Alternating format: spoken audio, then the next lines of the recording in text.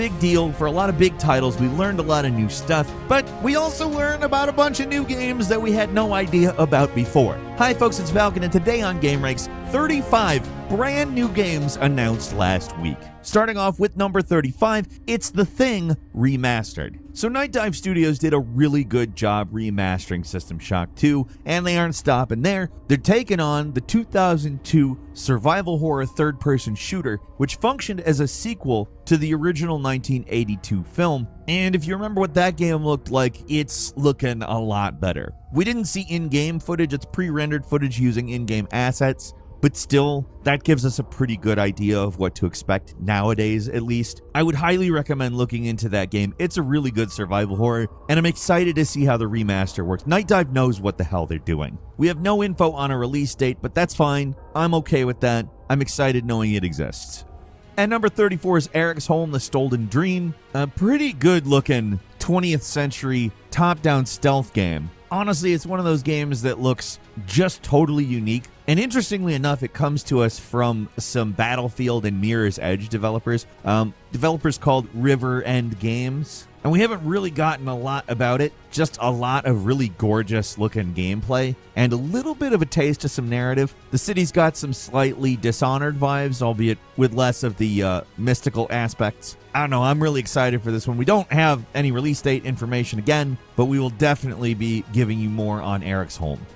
And number 33 is Wuchang Fallen Feathers, a Souls-like action RPG set in the Ming Dynasty. Now what that sounds like is Wolong Fallen Dynasty, but guess what? Oh, this one is like a full-blown Souls-like with horrifying nightmare creatures and everything. We don't really know anything about the mechanics other than we do see some dual wielding. The gameplay shown is a little bit faster paced than I would expect from a Soulsborne, but man, the environments in this game look absolutely stunning. I am really excited to see where this one goes. It's coming to PS5, Xbox, and PC in 2025. Beyond that, we don't know, but we'll be watching this one with great interest. And number 32 is Winter Burrow, a story of a mouse rebuilding a home in a harsh winter. In some ways, kind of looks like Stardew Valley, but in others, it looks nothing like Stardew Valley. I don't know, it's definitely an interesting looking game. I've seen a few people refer to it as Mouse Don't Starve. We'll see if that's exactly what it is when it comes out in early 2025. And number 31 is Blumhouse Games. We're just kind of wrapping them all into one thing because there's multiple games here from Blumhouse coming. Just randomly, we got 6 announcements from them. The one that seems to be making the most of a splash is one with retro PS1 looking graphics called Fear the Spotlight. And if you want to talk about mood, those PS1 graphics do a damn good job. I mean, it's a little more advanced if you really intimately know the PS1 graphics engine. Like, there's more going on. There's shadows that look a lot better than PS1 was ever capable of. But we also oddly got a pixel farming town simulation type game called Grave Seasons. And there's a game called The Simulation about a murder where the only evidence is a game that the game developer who was murdered made that only existed at the crime scene and it wasn't a release game. Interesting. A game called Eyes Out, which is a first-person psychedelic horror game that actually comes to us via Robin Fink of Nine Inch Nails fame. I don't know if you're aware of that name. He was also in Guns N' Roses for a while. Very, very good guitar player. Interesting artist also. And then there's one called Codename Project C that I understand a little bit less. But, I mean, there's some interesting stuff going on here. These games obviously all have a bunch of different release dates, but check them out. And number 30 is Age of Mythology Retold. We did not know that was getting a remaster. It's basically, like I said in another video, Age of Empires Extreme. It's a spin-off of Age of Empires. It's got like mythological creatures and gods and stuff, but it still feels a lot like Age of Empires. It looks really cool now as well. I mean, it's not like it had a terrible aesthetic or anything back at the original release, but now we got 3D, nice polygons, crazy effects. I'm looking forward to playing this one. It's coming September 4th, which is, I mean, we don't have a lot of release dates on these completely new announcements. This one's actually fairly soon, and that's cool, because I don't want to wait. I really do want to play Age of Mythology again.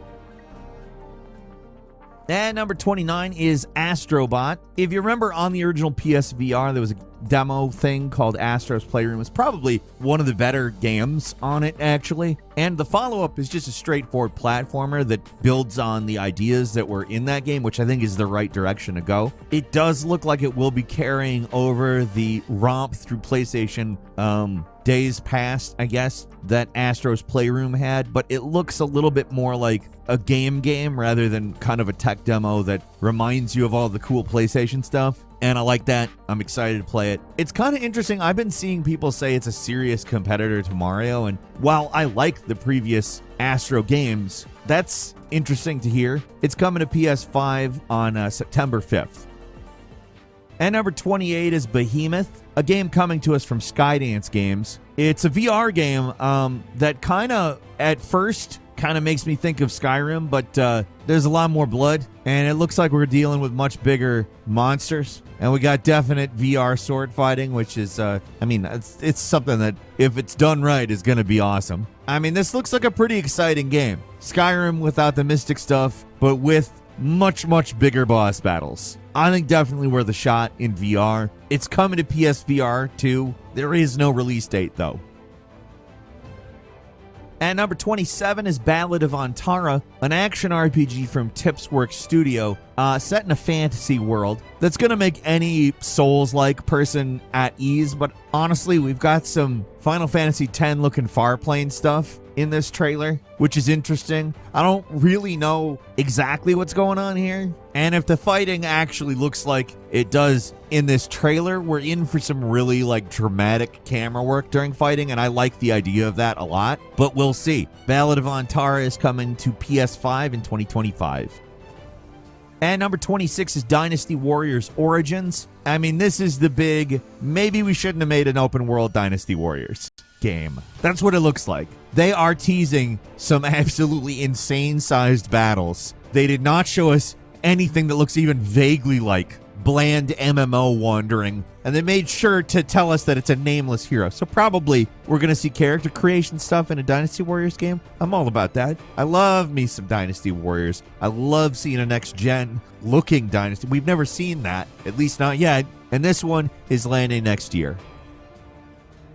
At number 25 is New World Eternum, which is an expansion for the New World MMO. I said this prior, but they smack anybody who knows and likes the Pixies with a song all of us can only immediately get completely hyper-focused on after 2 notes. But New World is a pretty good game. It's a survival game with a lot of crafting stuff, a lot of big enemies, lots of stuff like that. Seems like a bid to go multi-platform and get people interested in the game again. I think that's a good idea. I'm excited to see if it's good. I think a console release is probably where this game may have thrived in the first place, but it's also an Amazon game, so we'll see. And number 24 is Lego Horizon Adventures. I mentioned this elsewhere, but it's a bit of an odd choice in terms of what you would make a Lego game out of. Usually they're large, family-friendly, kid-friendly types of franchises, and that's not to say Horizon is a particularly not kid-friendly thing. It's just not focused on kids. But this game looks a lot like the Lego movie, except for it's got the Horizon dinosaurs in it, which look awesome as Lego models. Honestly, it looks like it could be really good, and it might really expand the audience for Horizon, but that also does depend on whether or not it's good. It's also coming to Nintendo Switch, which is interesting, because it's obviously Horizon. Not coming to Xbox, because Sony's no Horizon for you. It is coming this year, late in the year. And number 23 is Lorne Vale, a post-apocalyptic RPG where you start out as a naked pixel person and then free roam. They're calling this a systems-driven game that's oriented a lot towards combat and survival, and also, finding things to protect yourself because you start off naked. I don't know. It's a pretty cool-looking game. I like the perspective. I like the art style. I like the types of weapons, particularly that shotgun. I don't know. It looks like a lot of fun, and it's going to be entering early access sometime next year. Apparently, there's going to be a closed beta that you can sign up for, but who knows how many people are going to be invited to that. We'll keep our eyes on this one. And number 22 is Nico Dorico, a very mid-2000s looking mascot platformer with animals and I don't know, it reminds me of Jak and Daxter, except for it's 2D. Some of it looks a little like Donkey Kong Country, like the way you got animals that you can ride, and boulders kind of act like barrels from the looks. If it actually ends up playing that way, but you don't just have the 2D segments, it looks like you also have some Crash Bandicoot looking 3D segments, that very on-rails type level. Very interesting looking. If it's done right, could be very good. And number 21 is Possessors, which comes to us from the creators of Hyper Light Drifter and Solar Ash, a very, very cool looking 2D action side scroller that they're saying is fast paced, but in terms of aesthetic, it is like second to none. I've never seen a game that looks more like an animated film, and yet nothing like any animated film I've ever seen. Like, without question, it's so obviously a Heart Machine game. It takes place during what it calls an interdimensional catastrophe, and it looks pretty sweet. That's basically all I have to say about it right now. We're definitely going to be paying attention to this one. At number 20 is Super Monkey Ball Banana Rumble. They're adding Axel from Crazy Taxi because, as you know, there's a Crazy Taxi reboot coming. They're reintroducing that to the public consciousness by throwing that into this completely insane game. Super Monkey Ball Banana Rumble is coming in fall 2024 to the Switch, and Axel is going to be DLC. At number 19 is Wander Stop, what Annapurna is calling a narrative-centric cozy game that comes to us from the creators of the Stanley Parable and the Beginner's Guide. This is a game with a really unique and cool aesthetic. It's about an arena fighter who is basically stuck managing a tea shop, which is not what she wants to be doing. I think it's an interesting concept where the goal of running the tea shop is basically not to have a tea shop anymore and to get back to the arena. Interesting looking game. Definitely not your normal fare and takes a few things in directions that you don't expect. This one's just coming soon. We don't have information beyond that. And number 18 is Cairn. Apparently climbing games are good. We had one last year. Now we got another one coming. This one from the creators of Fury and Haven. This one is more about realistic simulation than it is about, I think, narrative adventure. There does seem to be some progression in terms of character, but I don't know if there's going to be any major story. It seems a lot more like that is oriented in the world and mechanics, and I kind of think that might be an interesting idea. We do not have release date information on this one, but it definitely looks interesting. And number 17 is Ghost Keeper, a management sim for haunted house, which I think, funny idea. You have to manage all of the ghosts and ghouls and monsters and stuff, and you have to deal with the fact that there's some Ghostbusters about. Not the Ghostbusters, of course, but they're clearly meant to evoke the Ghostbusters. It's an interesting looking game, and it's set in the Victorian era, so it's not like one-to-one Ghostbusters, but yeah. If you remember Ghostmaster, it's that. It's coming to Steam in 2025. Looking forward to it. At number 16 is Phantom Line, a co-op horror shooter from Anti-Static Studios. It is a game with a very interesting aesthetic to it. A lot of fire and a lot of very dim, dark, spooky terrain. A lot of red and some, I guess, interdimensional travel or traveling to the ghost world or something like that. It is a super weird looking game, but a good looking, interesting thing. I haven't seen anything exactly like this anywhere, so honestly, I'm pretty excited for it. At number 15 is Sumerian 6, a World War II weird science stealth game where you command a team of scientists who will be fighting Nazis with weird science and solving arcane mysteries. Looks like a cool take on stealth. Definitely a weird one in terms of setting. One where it looks like just basically anything can happen, so I like that. It is coming later this year to PC.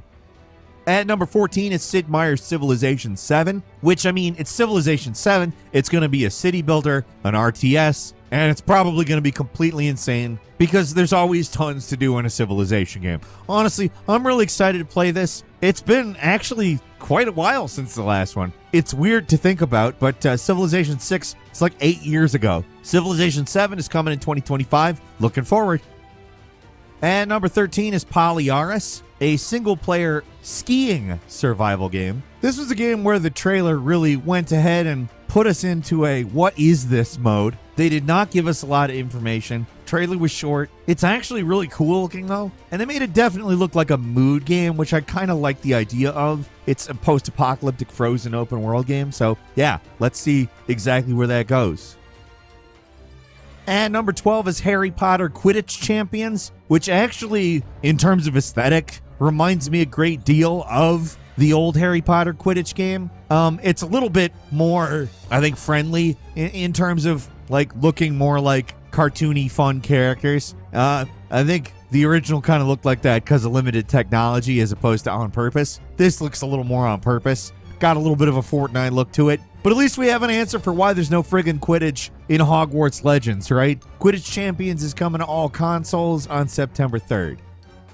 And number 11 is Hotel Galactic, a Studio Ghibli-inspired crafting and management sim. And you feel that influence immediately upon seeing this game.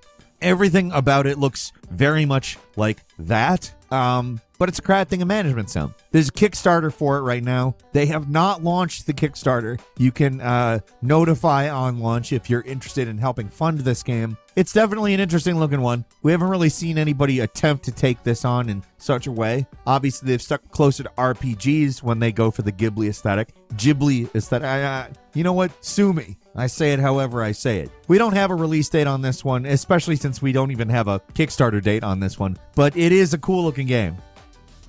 And number 10 is Tenjutsu, which is a very fluid top-down action game where you play as a renegade Yakuza, which comes to us from a designer that worked on Dead Cells and from Devolver Digital. Honestly, it looks like the type of thing that Devolver Digital gets involved with and works out well, because, I mean, it's the exact kind of project you expect from them. The actual developer is Deep Night Games, but obviously Devolver has a very specific MO as a publisher, and that makes me excited. It looks like a good roguelite to me.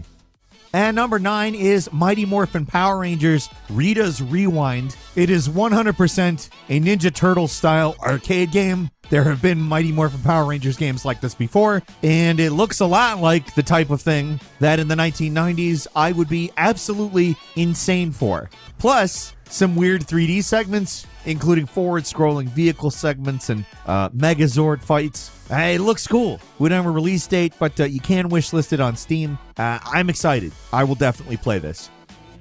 And number 8 is Copa City, a football tycoon game, which is going to give you some pretty wild logistical control that goes well beyond the idea of simply managing a football team. You'll also be managing the stadium, fan foot traffic, chaos, probably riots, knowing what football is in Europe. And if you're interested in these types of games, this looks very much like the most massively extreme possible version of it. Again, no release date data on it, but it's a definitely interesting take on a management sim, I think.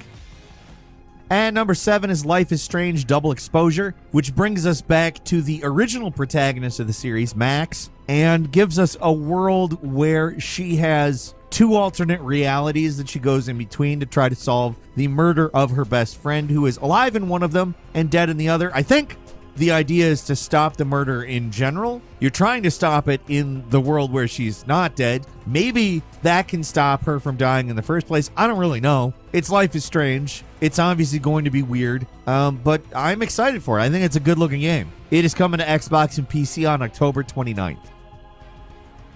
And number 6 is Fragpunk, a 5v5 hero shooter with a very, very unique aesthetic. Really reminds me of card games from the 1990s, and it leans into that hard because there's cards and stuff in it. But that's not really why. It's that aesthetic from the 90s that a lot of people will remember seeing this. It does have a fresh take on it, some maybe better thinking through of the types of colors being chosen at any given time. Yeah, it's a cool looking 5v5 shooter. We didn't really get a lot of information on it, but I'm interested. It's coming next year to PC and Xbox.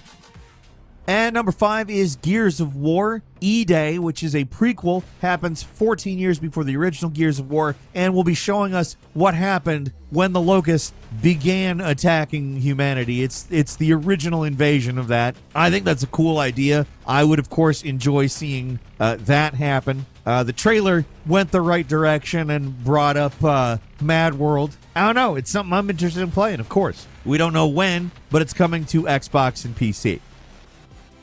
And number 4 is Mixtape, a game that is some kind of a nostalgic stroll through the memories of a teenager based on music. It's got an interesting aesthetic, looks like an adventure game. I think it's worth giving it a chance, but it is selling itself a little bit hard on soundtrack and the idea of nostalgia. It does have to be more than that to be a good game, but we'll see. And number 3 is Atom Fall, which is not to be confused with Fallout London. It is a separate game by indie developers who built their own engine. Beautiful engine, by the way. Very different looking game from Fallout, actually much more survival focused. Little less retro futuristic, although you got tinges of that. You got little tinges of Fallout, honestly. There's some influence, of course, but it is a different beast. I think you're going to see a lot more scavenging, a lot more survival stuff in this game than in Fallout. This one's coming to Xbox and PC next year. And number 2 is Claire Obscure Expedition 33, a cool game where you're in a world where this mysterious paintress wakes up every year, paints a number on a thing, and it kills off a bunch of people. Every year there's an expedition to go stop her. I said this when I mentioned it. I think the twist is going to be that your expeditions actually enable the paintress, and you realize this and decide that you're going to end it once and for all and find some new way to do it. That's my belief anyways. I would like a game like that. It's also got a cool aesthetic. Coming to Xbox in 2025.